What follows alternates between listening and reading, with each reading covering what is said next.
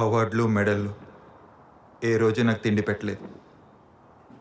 నేను గెలిచిన గెలుపులు నా వాళ్ళ ప్రాణాలను ఏనాడు కాపాడలేదు. ఆత్మాభిమానాన్ని ఆయుధంగా చేసి ఆడాను. ఈరోజు గెలిచాను, కానీ ఈ గెలుపు గౌరవం ఏ ఒక్కటి నా కడుపు నింపలేదు. మెడల్లో గెలిచి మా ఊరు తిరిగి వచ్చినప్పుడు ఊర్లో ఉన్న అమ్మలంతా వాళ్ళ పిల్లల్ని గ్రౌండ్కి వెళ్ళి కబడ్డీ ఆడు, హాకీ ఆడు, కష్టపడి సాధించు అని పంపించేవారు. ఇప్పుడు అదంతా లేదు.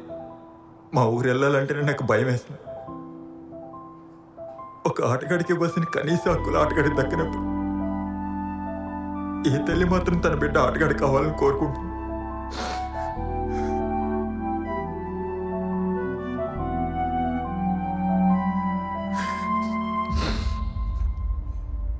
నాలా ఇక ఏ ఆటగాడు బాధపడకూడదు.